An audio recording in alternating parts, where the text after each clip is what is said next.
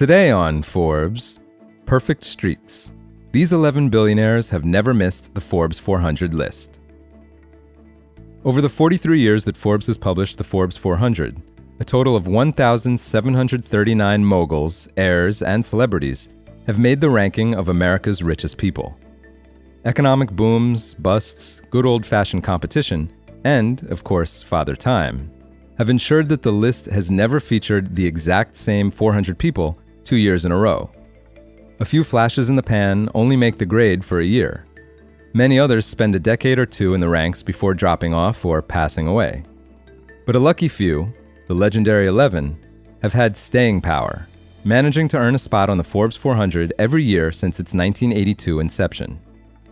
In all, they are worth an estimated $342.3 billion today, up from $3.8 billion all the way back in 1982 when they first appeared on Forbes' ranking.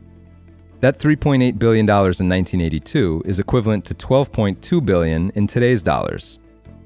This means they have grown their wealth by some 8,900%, more than double the 4,200% growth of the S&P 500. The average age of the 11 is 88 years old.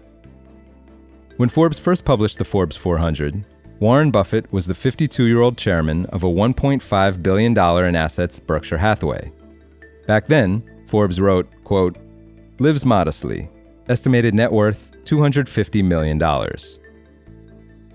4 decades later, Berkshire's assets have surpassed $1 trillion, and Buffett is the 5th richest person in America, and the wealthiest billionaire streaker never to miss the Forbes 400. His $150 billion net worth is 187 times his 1982 stash, even after adjusting for inflation. He'd be even richer but for the fact that he's also America's most generous philanthropist. Only 4 of the 11 are self-made. In addition to Buffett, 2 retail and fashion tycoons earned their way onto the lists thanks to their world-renowned brands, Nike's Phil Knight and Lex Wexner, the disgraced L Brands founder behind Victoria's Secret and Bath & Body Works. The 4th self-made icon is Donald Bren, the richest real estate developer in the nation, whose Irvine company owns 129 million square feet of real estate, mostly in Southern California. The remaining 7 all got started with substantial help from their families, though all but one were able to turn millions into billions. Among them, the 17th richest person in America, Charles Koch, Leonard and Ron Lauder, sons of Estee Lauder, and media giant Donald Newhouse, whose family has investments in Condé Nast, Warner Brothers Discovery, and social news site Reddit. 4 other members of the inaugural 1982 ranking made the list in 2024, but fell off at least once along the way. Star Wars billionaire George Lucas dropped off in 1983 due to a divorce settlement, but rejoined in 1996 during the planning stage of the franchise's prequel trilogy.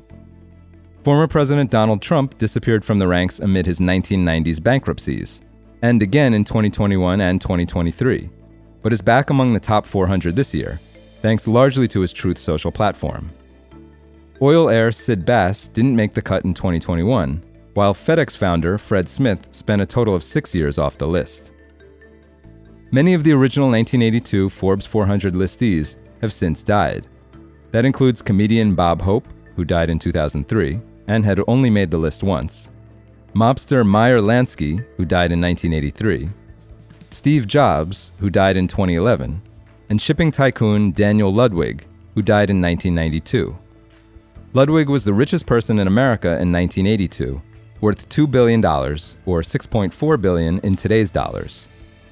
Others who made the original minimum net worth of $100 million, which is the equivalent to $320 million today, including musician Yoko Ono and heir Timothy Mellon, have either transferred their fortunes to heirs or were simply overtaken in worth by the likes of tech moguls, social media stars, and crypto bulls. For full coverage, and to see the whole 2024 Forbes 400 list, which we released last week, check out Sarah Young's piece on Forbes.com. This is Kieran Meadows from Forbes. Thanks for tuning in.